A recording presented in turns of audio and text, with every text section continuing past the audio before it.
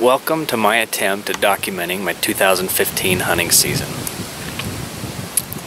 My wife says I'm a nerd for doing this, and she's probably right, but I don't care.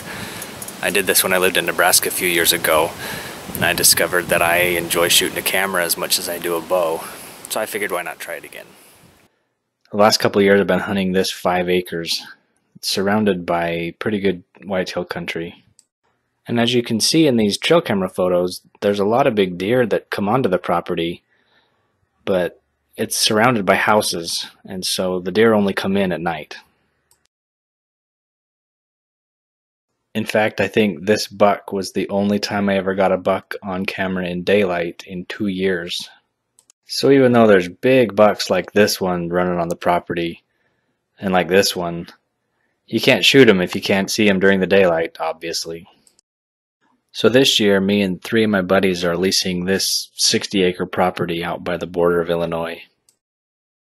It's got several ridges and ravines, a couple little meadows, and a creek that runs through the middle of it that's full of turtles and frogs and everything that I'm not used to from hunting in the Rocky Mountains when I was a kid. We've put up several tree stand locations throughout the property. I'm mostly hunting this one this year, and that circle, it represents about how far I can see. As opposed to hunting elk like I'm used to, I've learned that pretty much the only way to hunt whitetails is to ambush them, basically. So here's some footage of me in my tree stand. I think I was practicing a shot, getting ready for when the deer walk by so I can shoot one. I want to show you a few trail cam photos from this property. You can see the bucks are just as big as on the other one, but the difference is here they're coming in during the daylight. Well, I guess I shouldn't say they're coming in, because on this property they actually live here. So it's a difference that I think is well worth the time and money. Back in August, I packed in some of this deer cane and I poured it out on a trail that they were using pretty heavily, and I put up a trail camera overlooking the area. And I got this beast of a deer that came in. He's a really tall, thick 8-point. This is when he still had velvet on, but we've seen him a couple times even after he scraped his velvet off, like you see here. So we know he's living in the area and not just passing through.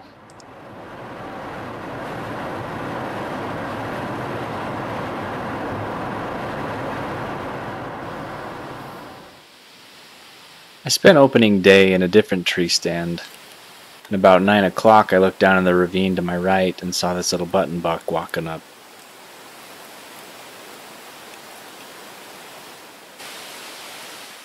He was actually hanging out with a doe, and even though I've got a tag for a doe, actually my tag's good for 2 does and a buck, but they were a little far away, and they eventually fed out of range.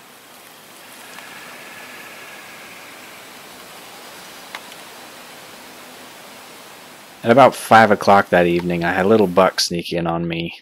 He took this path. I didn't even see him until he got to that red X. And it took till he got to this red X before I was actually able to turn the camera on.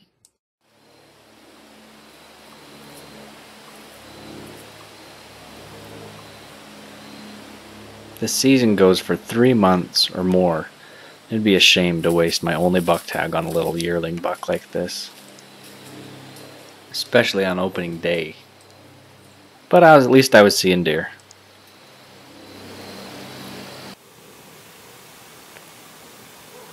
About a month later, I hunted a real rainy Halloween morning.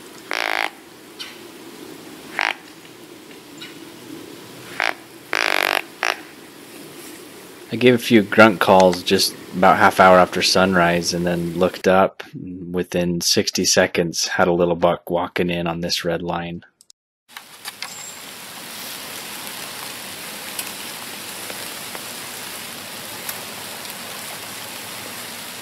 He was like 30 or 35 yards, I think.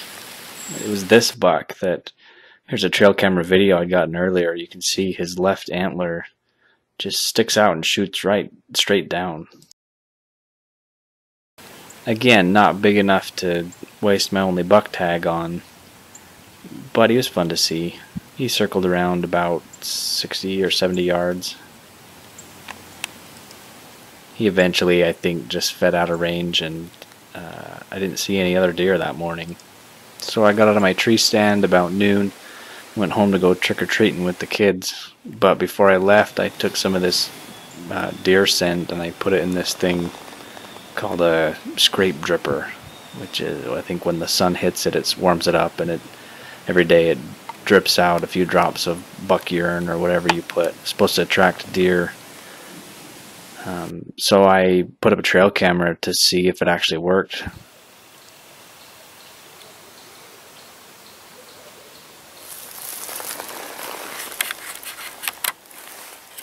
On the way into my stand the following week, I checked my trail camera, pulled out the card, and was blown away by what I saw. This big 10-point had been in there just 4 days before, and he showed up one other time on the camera. I saw this video and I was sold. Plus, this thick but not as wide 8-point came through. And this littler 8-point was in on the card as well. They were all within the week checking out that mock scrape that I had made.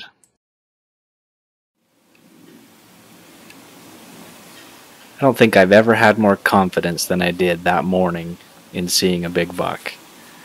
So when these 3 does first came in about half an hour after first light, I was not going to shoot them.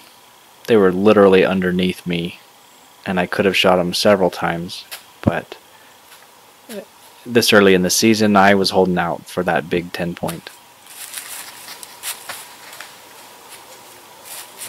So I let them walk off, but I looked up at to the field south of me and saw several more does. I think 6 more does walking my way.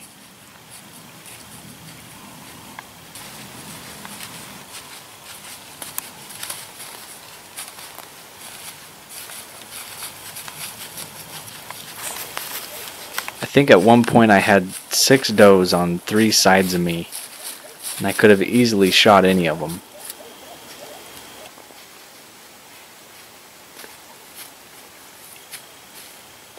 I'm only showing you about a tenth of the footage I got because they stuck around for about 10 minutes.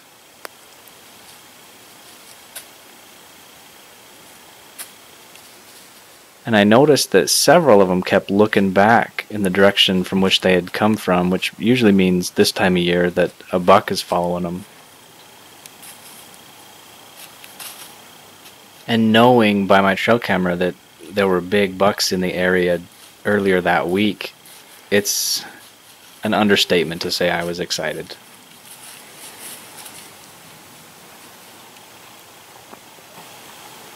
Sure enough, I looked up where they were looking, and I saw the buck that was following them.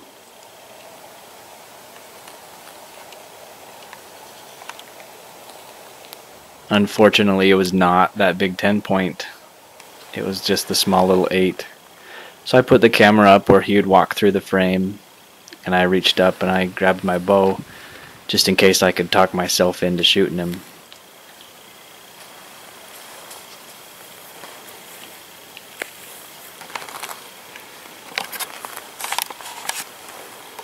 He walked by at 40 yards and stopped several times broadside, and it was so hard not to shoot.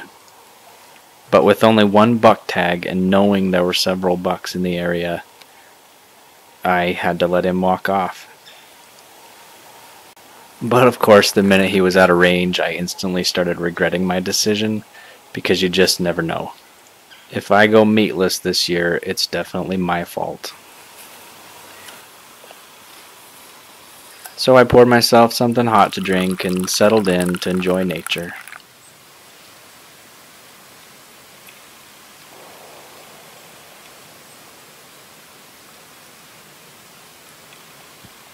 You can call me a nerd if you want, and it's probably true, but I definitely enjoy the birds and the squirrels just as much as I do seeing the deer.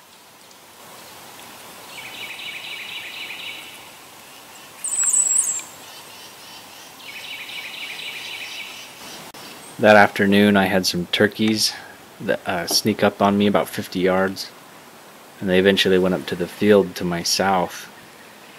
and I think I counted like 6 big gobblers, which gets me excited because I have access to this property all year. So if I can't get it done with deer, at least I know I've got turkeys coming up. And maybe I'll make a cheesy video of that too. And then to cap off an already awesome day, I had 2 does come through about 5 or 6 o'clock, and they were followed by that same little 8-point that I had passed earlier in the morning. But still, I couldn't talk myself into shooting him. This time he was 35 yards broadside, and I just let him walk. I may regret the decision, because he's a decent little buck, and it's not like I have a big track record with killing whitetails. But all I can think about now is that big 10-point. It's November 13th. It's 5 in the morning. I'm about to hike into my tree stand. Last day of archery. Early that morning I was fiddling around filming some does when I looked up and a buck was running right at me.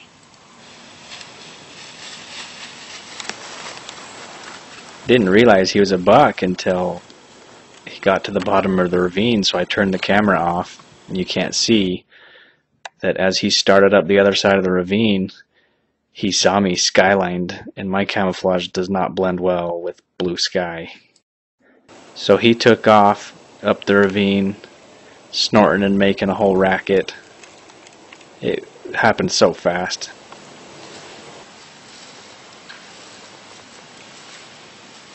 That afternoon I had 2 or 3 little does pass by, but they were well out of range of my bow, so I just shot them with the camera.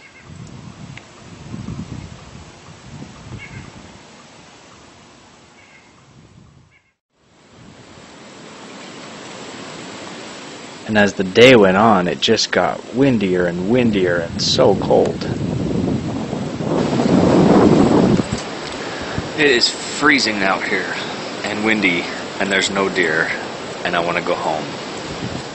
But I didn't go home. I just climbed out of my tree stand and hiked up back to the truck where I met Bruce, and he and I went into town and got some dinner, some ribs at a little cafe.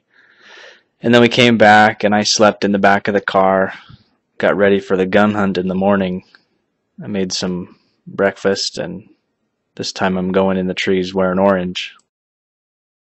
I put a rifled barrel on my shotgun, and I'm shooting these saboted slugs.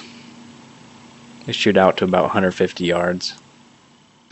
About 10 o'clock that morning, opening day of gun season, I looked up, and walking along that red trail was this buck. It was that 10-point that I'd been hoping for. And so I got the gun ready, positioned the camera, and couldn't decide if I was going to shoot. He was quite a ways out there, 150, basically off my property line. And I was hoping he'd drop through the ravine and come out at 80 yards, but he turned south and I never saw him again that day.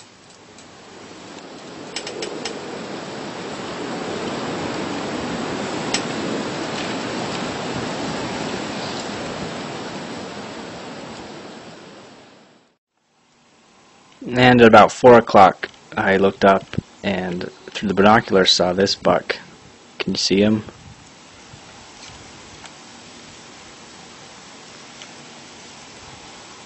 I think it was this little guy on this video from earlier in the year off the camera. My wind was blowing right at him. It had been all day. I knew he wasn't coming in. He eventually took off and toward Bruce, and Bruce got a shot and missed. Actually, I'm not sure if Bruce shot at this buck or one that was with him, but either way, that was the end of opening day. Well, except for this big fat coon that came in at, I don't know, 70 yards down the ravine. Following week, first thing in the morning, I had a red fox head up the same trail as that raccoon. fact, two actually, foxes that day, each about an hour apart.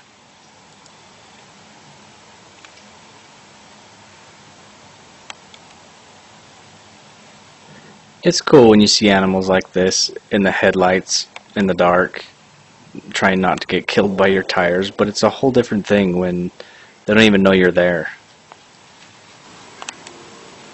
This is a pileated woodpecker.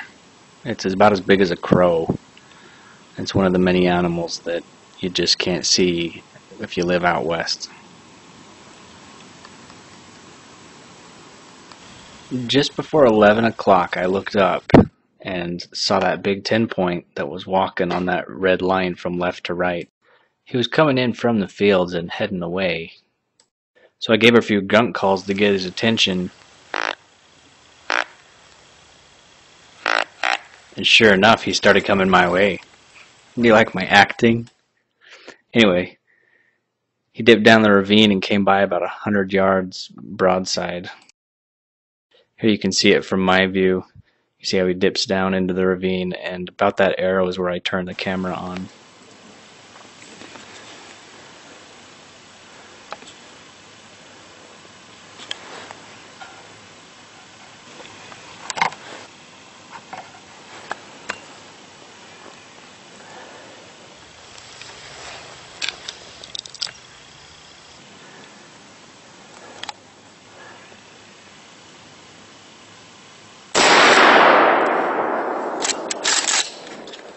My heart was pounding out of my chest. After the shot, I was seriously shaken so bad I couldn't even hold on to anything and dropped my grunt tube onto the ground. There's my stand I was in when I shot. I walked up there to find some blood, but instead I found this. Not sure what happened. Must have hit that little sapling on the edge and it deflected the bullet into that tree. It was obvious that I had missed him, at least on that first shot, but I didn't realize it at the time. And he ran across the field and stopped at like 210 yards. And because I thought I had hit him, I decided to take another long shot. I couldn't get it on camera. I tried to zoom in and eventually gave up.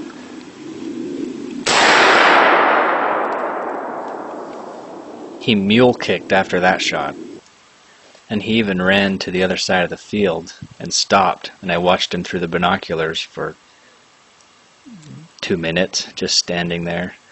But when I went up and looked at all three places, my first shot, my second shot, and here where I had seen him standing, there was not a drop of blood anywhere.